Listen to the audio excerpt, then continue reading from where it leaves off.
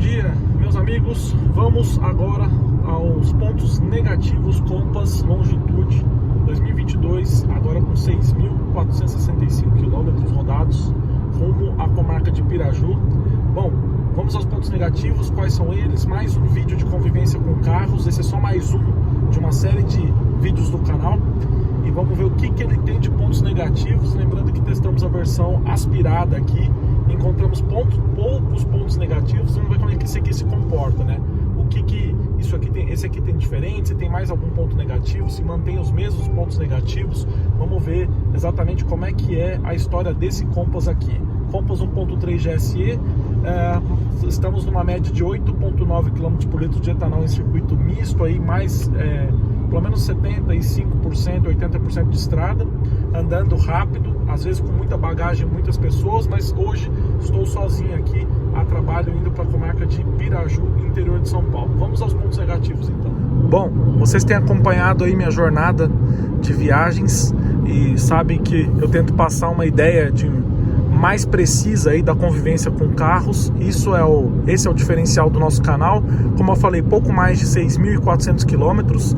Estamos em direção à comarca de Piraju, 115, entre 120 até 140 km por hora, que é a média que eu tenho feito aqui. Depois eu vou fazer um vídeo de desempenho do carro, mas vamos aos pontos negativos do Compass e vamos também falar um pouquinho sobre algumas questões que eu acho que são só dessa unidade aqui. Bom, duas questões que chamaram a atenção negativamente dessa unidade. Uma é a regulagem elétrica da altura dos fachos dos faróis. O que tem acontecido? Na posição 4, que é a posição que seria mais baixa do farol, ele está como se fosse na posição 0.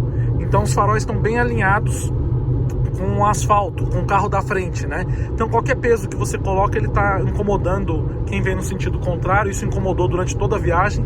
E quando você coloca na posição 0, que seria a posição com facho mais alto, o farol fica pegando realmente no espelho retrovisor interno ali dos carros que vão no sentido ou na frente ou no sentido contrário, né? Vão ofuscando muito a visão. Então é um defeito que eu creio dessa unidade, porque eu já vi outros Compass que ficam com o farol bem baixo. Então, primeiro ponto negativo, talvez só dessa unidade aqui, é a regulagem elétrica dos faróis que está com defeito. Aqui, se alguém estiver apresentando esse mesmo defeito, vocês avisam aí para ver o que nós vamos fazer de agora em diante. Mas eu estou na posição 4 aqui, que é a mais baixa do farol, e realmente ele se mantém ainda com os faróis bem altos, né? Bom, um outro ponto negativo que eu percebi, que também creio que seja algo dessa unidade aqui, é justamente uma instabilidade direcional a partir dos 140 km por hora. Veja bem, eu explico para vocês. Andando assim, o carro está pregado no chão, tem um bom peso, um bom acerto do volante em retas. Assim, não sinto, mas sinto muita influência de vento lateral no carro a partir dos 130, 140. Então você tem que ficar consertando a trajetória dele. Lógico, é um carro de proposta familiar, mas para quem está acostumado a andar em velocidades mais elevadas, talvez sinta um pouco de insegurança, ou talvez tenha que se adaptar ali nos primeiros quilômetros, né? Eu me adaptei já ao carro, mas a todo tempo eu tenho que dar uma consertadinha aqui na rota dele, especialmente quando você está numa velocidade mais elevada. Veja bem, eu não sentia isso no Renegade. Renegade eu senti um pouco mais assentado no chão do que esse aqui. Mesmo o Renegade tendo rodas 18, eu creio que seja um carro mais curto, então tem um balanço de carroceria um pouco melhor do que esse aqui em altas velocidades. Lembrando que o Compass é muito melhor que o Renegade sob diversos aspectos, mas isso eu não estou comparando, é só porque foi o último carro que nós testamos aqui no canal. Então o Compass, até via a calibragem dos pneus, ele fica um pouquinho flutuando assim, às vezes quando você está uns 140, 150, e aí talvez piore um pouco em velocidades mais elevadas. E eu sinto também muita influência de vento lateral, porque ele é um carro mais alto, né? Então, para quem não está acostumado com SUV, ou para quem está acostumado com Renegade, por exemplo, quando vai passar para o Compass, talvez sinta um pouquinho dessa flutuação assim. Ele fica flutuando um pouquinho, navegando um pouquinho assim, em velocidades um pouco mais elevadas, né? Eu senti esse comportamento quando ele estava vazio e também quando ele estava carregado com 5 pessoas aqui. É o mesmo tipo de comportamento em qualquer situação. Um outro ponto negativo do Compass, isso já carrega desde a unidade anterior, é justamente o tamanho, a largura dos bancos do motorista e do passageiro. Bom, eu tenho 1,85 m de altura, por volta de 100 quilos, não sou gordo, muito gordo, não tenho sobrepeso tanto assim, né? A mesma coisa, e eu já me sinto apertado, as abas laterais, eu fico praticamente sentado nas abas laterais dos bancos. Até para colocar o cinto de segurança é difícil, você tem que afastar o corpo aqui para a lateral para conseguir encaixar afivelar o cinto de segurança. A mesma coisa se a mulher for um pouquinho mais quadril largo, ou o homem um pouquinho maior, mais também tiver um sobrepeso, ou for uma pessoa de estatura maior realmente, não sei como dizer isso de forma delicada para vocês, mas se estiver um pouco acima dos parâmetros normais, da média, assim, vai sentir um pouquinho de aperto nas laterais do Compass, assim. Então você vai com o cockpit aqui, ou com o banco meio justinho, e a mesma coisa em relação ao cockpit, ó, minha perna que tá no acelerador, ela vai apoiada aqui nesse console central aqui, que é meio frouxo, ó, como vocês estão vendo, e ele não tem uma boa, é de borracha, é emborrachado e tal, mas não é tão assim confortável dirigir esse tempo todo aí. Se você tiver sem calça, tiver de short, talvez seu joelho fique ralado aí, que é a mesma coisa que acontecia no HRV durante o tempo que eu permaneci com ele ali. Eu tive um HRV no passado e eu percebia muito isso, né? Agora, do lado do motorista, do lado do pé esquerdo, na verdade, vai com muita folga ali e com bastante conforto, mas do lado do pé direito, que vai no acelerador, talvez não seja tão confortável assim, dependendo da estatura que a pessoa tenha, né? Um outro ponto negativo, que eu veja bem, para você que está chegando agora, é só um vídeo de pontos negativos. Existe vídeo de pontos positivos, vai ter vídeo de desempenho, de consumo e tal, mas um outro ponto negativo do Compass é justamente o touch. Pelo menos dessa unidade aqui, eu sinto uma dificuldade de mexer com uma facilidade no touch ali da multimídia. Eu sentia o outro mais responsivo do que esse aqui. Esse aqui, apesar da tela ser muito mais moderna e ter muito mais funcionalidades, eu sinto mais dificuldade de clicar nas coisas ali do que eu sentia na versão anterior. Então eu acho que nesse ponto foi um downgrade em relação à versão anterior. Veja bem, única e exclusivamente o tato ali que você coloca para mexer no multimídia não é tão fácil, e ele também, quando você aperta assim, ele fica meio que estalando, assim, parece uma tela mais frágil ao tato, né? E é uma sensação ruim. Para quem tem o carro e tinha a versão anterior, pode falar com tanta propriedade quanto eu estou falando aqui agora, né? Eu não vi isso em nenhum outro canal do YouTube, o que eu vou falar, mas eu senti que os pedal shifts, eles são muito pequenos, veja bem, eles são muito pequenininhos, minha mão é grande, chega com uma pequena folga aqui neles, mas quem tem uma mão pequena dificilmente vai conseguir usar os pedal shifts aqui, e você acaba confundindo com os botões do rádio de trocar de estação e de aumentar o volume e abaixar o volume do lado direito, né? Então os pedal shifts não são tão intuitivos aqui de encostar neles, e por diversas vezes você acaba trocando a estação do rádio aqui, porque o pedal shift, ele não tem um relevo significativo aqui atrás do volante.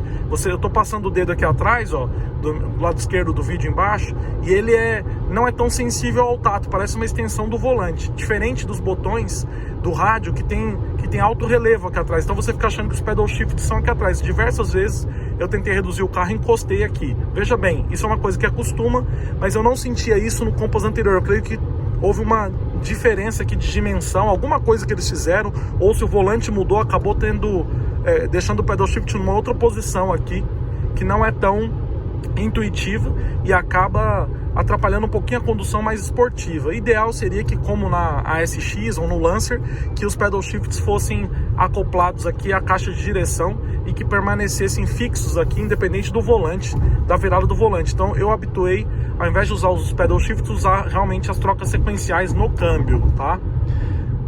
Um outro ponto que merece destaque negativamente, pessoal, é justamente o barulho do motor em ponto morto. Depois eu vou fazer um vídeo para vocês, quando ele tá parado no semáforo tal, ou você tá em neutro ou em P, mesmo no drive, ele tem um barulho em marcha lenta meio alto, assim, um barulho que faz até uma ressonância, que eu não entendi muito bem de onde vem ali.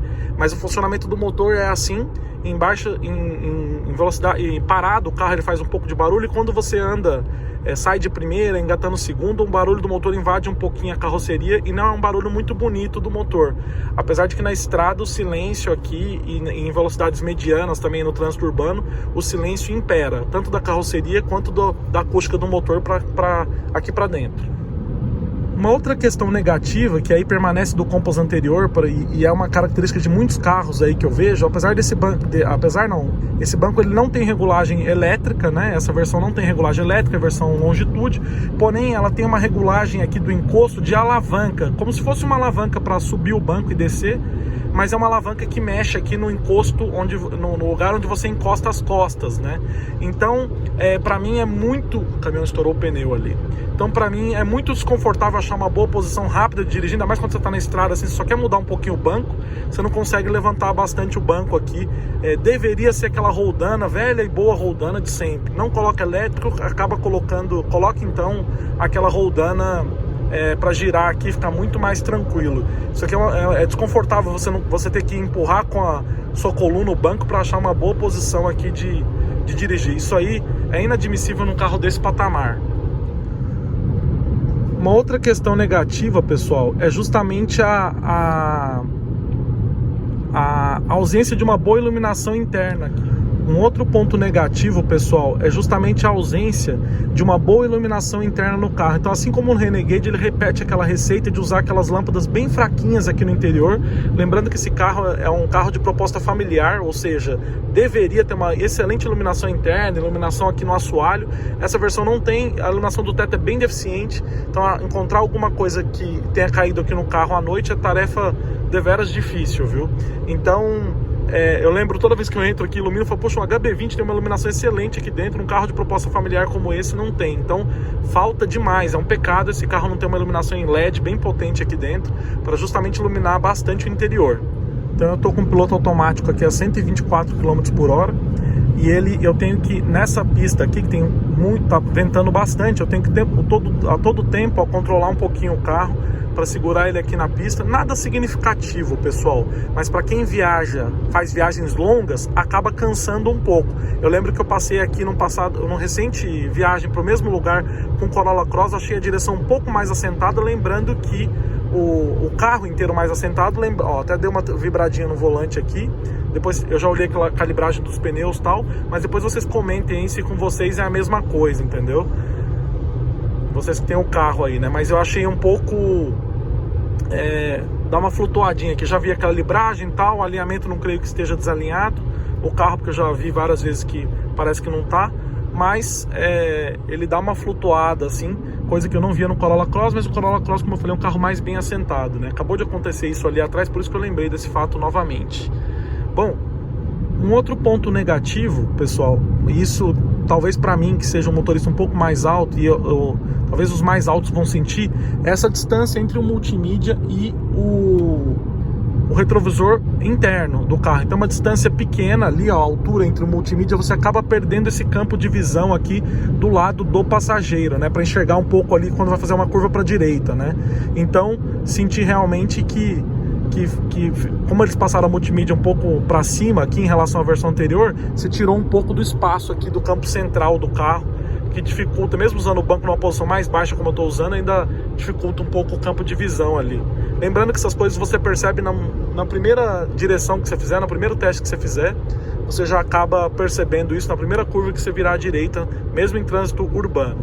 Então, mais uma vez, eu já andei mais um pouco aqui, e o que incomoda realmente no Compass assim, o que mais tem me incomodado no carro, é excepcional em tudo, esses são os pontos negativos que eu falei, mas essa instabilidade direcional, ó, ele tá dando umas puxadinhas para a esquerda e para a direita, e quando você passa por caminhões você sente bastante a interferência do vento lateral, viu? Então é um carro que você tem que, você toma um pouquinho, você toma uns sustos assim, quando você tá, de repente ele sai um pouquinho da trajetória para a esquerda, um pouquinho para a direita, você come um pouquinho da faixa aqui, você tem que tentar se manter mais atento ao volante se você andar entre 120 e 140 km por hora, né? Mas andando a 120 aqui, ó, ele diminui essa sensação aqui, diminui a sensação e as coisas melhoram um pouco, mas começou a acelerar, uma vez que ele é um carro bem veloz, ali tem um radar, mas você começou a acelerar um pouco, ele já realmente você sente bastante essa influência. Já diminui a pressão dos pneus, já aumentei um pouquinho, já coloquei dentro do que preconiza o manual, mas ele está sempre assim, flutuando um pouquinho, né? Então nessa velocidade aqui, ó, você sente um pouco mais ainda, ele está dando tem que consertar um pouquinho a trajetória. Lembrando que, pessoal, eu não mudei a aceleração do carro, ele pega uma descida, ele vai embora. Você tem que prestar muita atenção na velocidade realmente. Bom, esse foi o vídeo de hoje, vídeo dos pontos negativos Compass GSI 1.3 Turbo 2022. Até nossas próximas histórias. Fui!